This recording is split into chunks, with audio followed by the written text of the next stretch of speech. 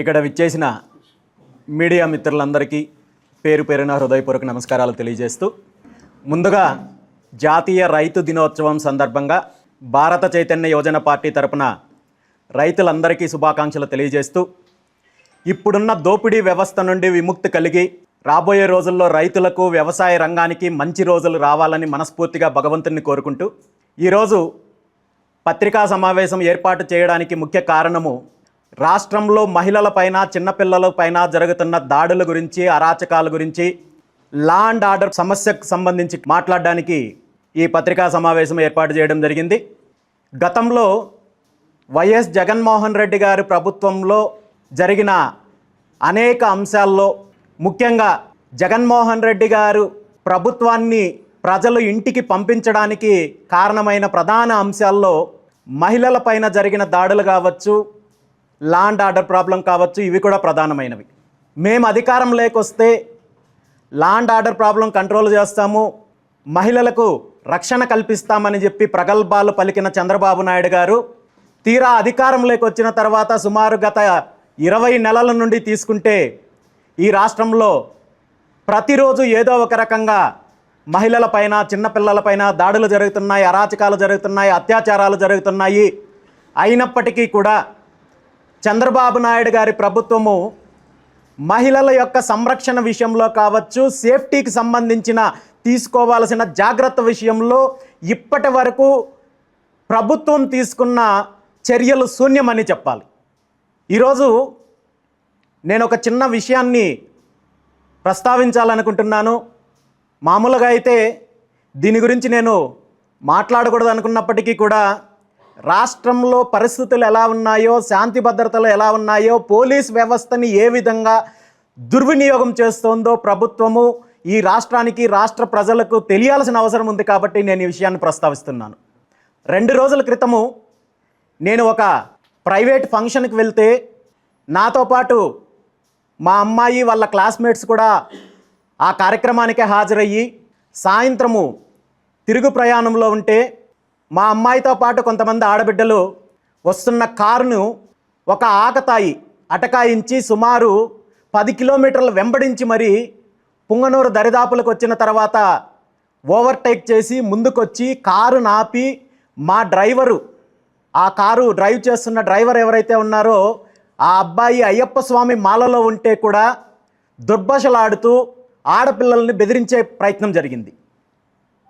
ఆ తర్వాత చుట్టుపక్కల ఉన్న స్థానికులు వచ్చి అక్కడ సర్ది చెప్పి ఇంటికి పంపిస్తే, ఇంటికి వచ్చిన తర్వాత ఈ విషయం నాకు తెలియజేశారు. తెలియజేసిన వెంటనే నేను పోలీస్ స్టేషన్కి వెళ్ళి దీనికి సంబంధించి ఫిర్యాదు చేయమని చెప్పడం జరిగింది. ఫిర్యాదు చేసిన తర్వాత ఎవరైతే అక్కడ ఇబ్బంది పెట్టాడో ఆ అబ్బాయిని, దాంతోపాటు నా స్టాఫు వీళ్ళందరినీ కూడా స్టేషన్కి పిలిపించి ఇద్దరికి సర్ది చెప్పి పంపించడం జరిగింది. పంపించిన తర్వాత కూడా ఆ అబ్బాయి మళ్ళీ నాకు సంబంధించిన సిబ్బందిని దారి మధ్యలో అటకాయించి గొడవకు దిగడము, ఆ గొడవలో తోపులాటలు జరగడము జరిగింది. ఆ సమస్య అక్కడితో సద్దుమునిగింది అనుకుంటున్న సమయంలో దీన్ని జిల్లా ఎస్పీ గారు టేకప్ చేశారు.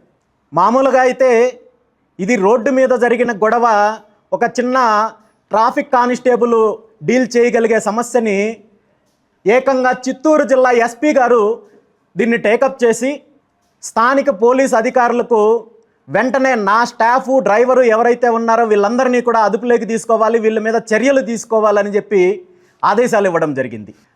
ఆడబిడ్డలు ఉంటున్న కారుని వెంబడించి అడ్డగించి అక్కడ ఇబ్బంది పెట్టాలని చూసిన వ్యక్తి పైన ఎటువంటి చర్యలు తీసుకోలేదు. కనీసము వీళ్ళు ఇచ్చిన కంప్లైంట్ని ఎఫ్ఐఆర్ రిజిస్టర్ చేయలేదు, ఆ అబ్బాయిని అరెస్ట్ చేసే ప్రయత్నం చేయలేదు. కానీ రివర్స్లో నా సిబ్బందిని, నా డ్రైవర్ని ఇబ్బంది పెట్టే కార్యక్రమం చేశారు. మొన్న రాత్రంతా స్టేషన్లో ఉంచుకున్నారు, నిన్న ఉదయం నుండి మధ్యాహ్నం వరకు పోలీస్ స్టేషన్లో ఉంచుకున్నారు. మధ్యాహ్నం పైన మళ్ళీ డిఎస్పీ ఆఫీస్కి తీసుకెళ్ళి అక్కడ సుమారు 8 గంటల వరకు, రాత్రి 8 గంటల వరకు అక్కడ నిర్బంధించారు. ఈరోజు మళ్ళీ స్టేషన్కి తీసుకెళ్లారు. నిజంగా తప్పు చేసింటే చర్యలు తీసుకునే అధికారం పోలీసులకు ఉంది. కానీ ఇక్కడ ఉద్దేశపూర్వకంగా మా వాళ్ళని ఇబ్బంది పెట్టాలనే ఆలోచన స్పష్టంగా కనబడుతోంది. ఎవరైతే ఆడపిల్లలున్న కారుని వెంబడించి అడ్డగించి ఇబ్బంది పెట్టారో ఆ అబ్బాయి పైన ఎటువంటి చర్యలు తీసుకోలేదు, కేసు ఫైల్ చేయలేదు, కానీ మా వాళ్ళని ఇబ్బంది పెట్టే కార్యక్రమం చేస్తున్నారు. దీని అంతటికీ కారణము నన్ను ఏదో ఒక రకంగా ఇబ్బంది పెట్టాలి, నన్ను ఏదో ఒక రకంగా నన్ను నా వాళ్ళని ఇబ్బంది పెట్టాలనే ఆలోచన తప్ప మరొకటి కాదు అనేది స్పష్టంగా కనబడుతోంది. గత ప్రభుత్వంలో నన్ను ఏ విధంగా ఇబ్బంది పెట్టారో ఈ రాష్ట్ర ప్రజలు చూశారు. సుమారు 30 కేసులకు పైగా పెట్టారు. ఈ కేసుల గురించి సాక్షాత్తు చంద్రబాబు నాయుడు గారు ప్రస్తావించారు. ఇవన్నీ కూడా తప్పుడు కేసులని పుంగనూరులో చెప్పారు, అసెంబ్లీలో చెప్పారు. వీళ్ళు అధికారంలోకి వచ్చిన తర్వాత నన్ను వెంబడించి మరి ఏ కార్యక్రమానికి వెళ్ళినా ఏదో ఒక రకంగా అడ్డుకొని తప్పుడు కేసులు పెట్టే ప్రయత్నం చేస్తున్నారు. ఇప్పటికీ ఈ 20 నెలల కాలంలో సుమారు 16-17 అక్రమ కేసులు పెట్టారు. మరి వాళ్ళు పెట్టింది అక్రమ కేసులు అన్నప్పుడు మరి మీరెందుకు అక్రమ కేసులు పెడుతున్నారని చెప్పి ఈరోజు రాష్ట్ర ప్రజలు అడుగుతున్నారు. అదేవిధంగా ముఖ్యమంత్రి చంద్రబాబు నాయుడు గారిని అడుగుతున్నాను. మరి వాళ్ళు చేస్తే వ్యభిచారము, మీరు చేస్తే సంసారం ఎలా అవుతుంది? ఇద్దరూ వ్యభిచారం చేసే కార్యక్రమమే చేస్తున్నారు. కానీ వీటన్నింటినీ కూడా ఈరోజు రాష్ట్రంలో ఒక మార్పు కోసము మీ దోపిడీ వ్యవస్థకు అంతం పలికి ఒక ప్రత్యామ్నాయ వ్యవస్థ కావాలని ఒక ఆశయంతో పోరాటం చేస్తున్నాను. నేను ఈ కేసుల గురించి వీటన్నింటి గురించి కూడా న్యాయ పోరాటం చేస్తున్నాను. కానీ ఈరోజు మరీ దిగజారి ఈరోజు ఆడపిల్లల్ని ఇబ్బంది పెడుతుంటే వాళ్ళపైన చర్యలు తీసుకోవాల్సింది పోయి మళ్ళీ మా సిబ్బందిని వేధించే కార్యక్రమము ఎంతవరకు కరెక్ట్ అనే విషయాన్ని ఈ సందర్భంగా నేను అడుగుతున్నాను. ఈరోజు చాలామంది పోలీసు ఉన్నతాధికారులు, రాష్ట్ర స్థాయి అధికారులు నాతో అంటున్నారు, మిమ్మల్ని పూర్తి స్థాయిలో మీ పైన నిఘా ఉంది, మీరు ఎక్కడికి వెళ్ళినా మీ మీద నిఘా ఉంటుంది అంటున్నారు. ఉంటే మంచిదే, నాకు వచ్చే ఇబ్బంది ఏమీ లేదు. నేనేం మీలాగా దోపిడీ చేయడం లేదు, అరాచకాలు చేయడం లేదు, దందాలు చేయడం లేదు, లేదంటే భూదందాలు చేయడం లేదు, లేదా అక్రమ మైనింగ్లు చేయడం లేదు, అక్రమ వ్యాపారాలు చేయడం లేదు, లేదా ఇసుక దందాలు చేయడం లేదు, లేదా మీ రహస్య మిత్రులు ఎవరైతే ఉన్నారో వాళ్ళలాగా ఎర్రచందనం దందాలు కూడా చేయడం లేదు.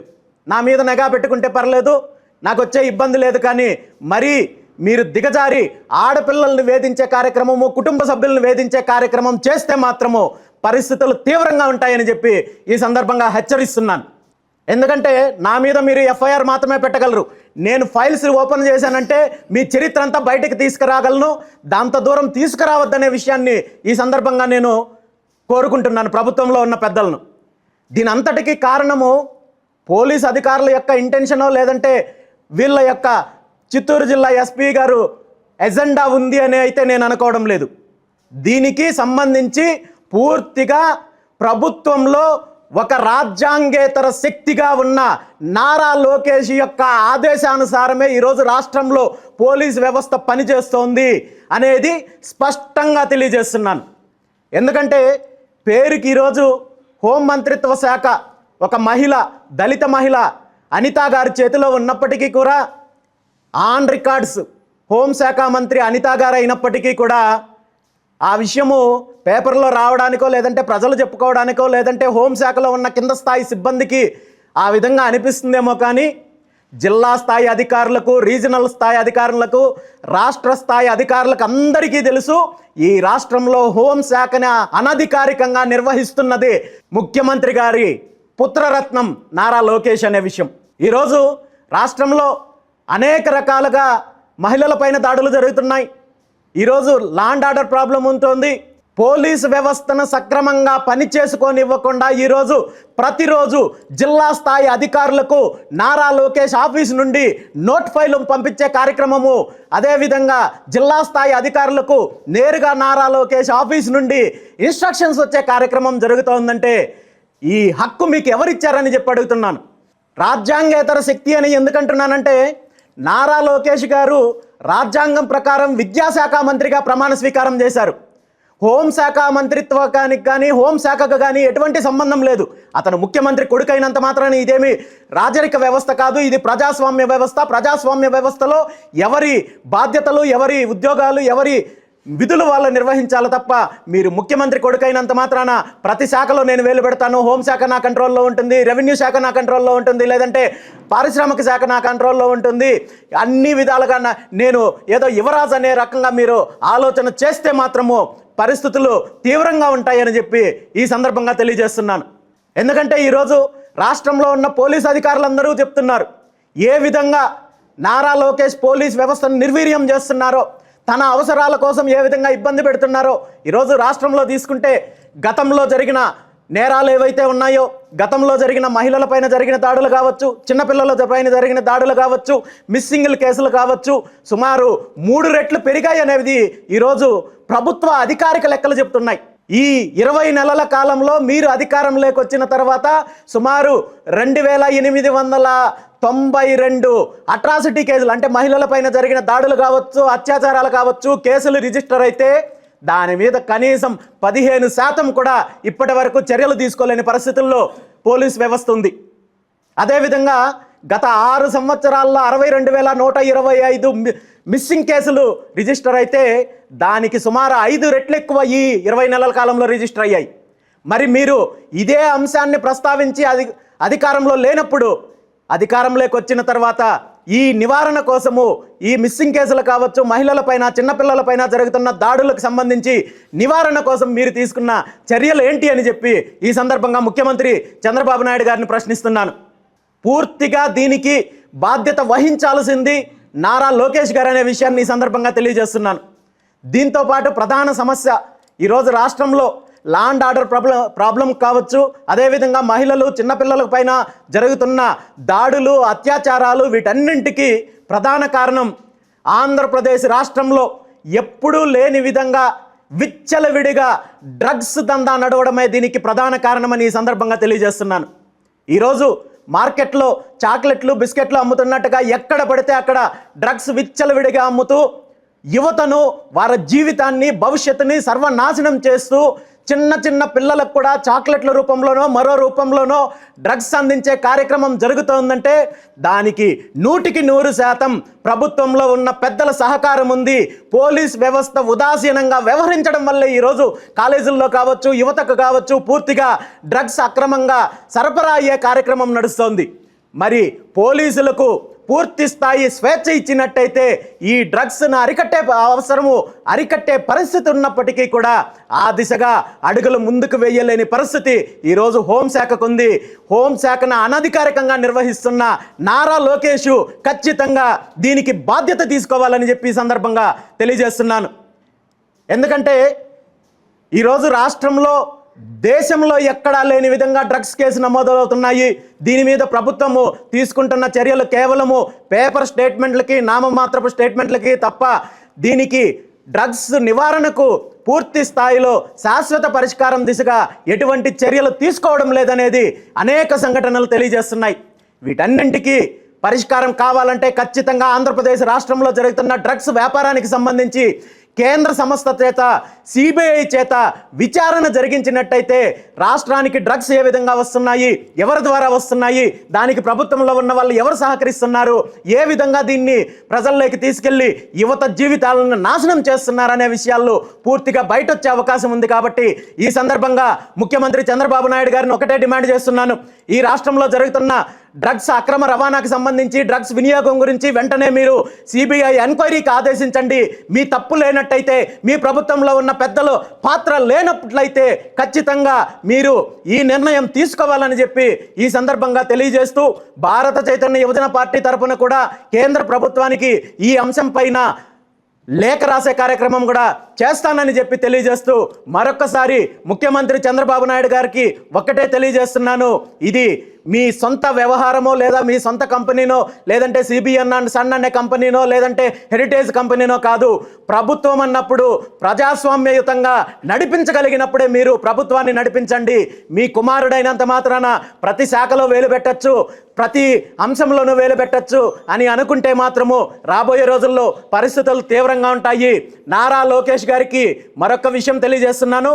మీరు మీ శాఖలో తప్ప మిగిలిన అన్ని శాఖల్లో వేలు పెట్టి వ్యవస్థలను నిర్వీర్యం చేసే కార్యక్రమం చేస్తున్నారు. మీకు చేతనైతే మీ శాఖలో ఉన్న సమస్యలు తీర్చండి. మీ శాఖలో గత ఏదైతే టెట్ సమస్య వల్ల వేలాది మంది ఉపాధ్యాయులకు బీపీ షుగర్లు వచ్చి టెన్షన్ పడే కార్యక్రమం నడుస్తోంది. నిజంగా మీరు సరైన నాయకుడైతే, మీ శాఖను సమర్థవంతంగా నిర్వహించే వాళ్ళైతే దీని మీద పోరాటం చేయండి, సుప్రీంకోర్టులో పోరాటం చేయండి, కేంద్ర ప్రభుత్వంతో మాట్లాడండి. అదేవిధంగా రాష్ట్రపతితో మాట్లాడండి. ఈ ఏదైతే టీచర్లు ఇబ్బంది పడుతున్నారో టెట్కి సంబంధించి దాని నుండి ఆంధ్రప్రదేశ్ రాష్ట్రానికి సంబంధించిన ఇన్ సర్వీస్ ఉన్న టీచర్లకు విముక్తి కలిగించండి. మీ శాఖ మీద దృష్టి పెట్టండి, విద్యా ప్రమాణాలు పెంపొందించుకోవడానికి దృష్టి పెట్టండి తప్ప హోంశాఖ నాదే, రెవెన్యూ శాఖ నాదే, లేదా మైనింగ్ శాఖ నాదే, అటవీ శాఖ నాదే, అన్ని శాఖలు నేనే ఉంటానని చెప్పుకుంటే ముఖ్యమంత్రి గారి చేత మీరు ప్రమాణ స్వీకారం చేపించుకోండి.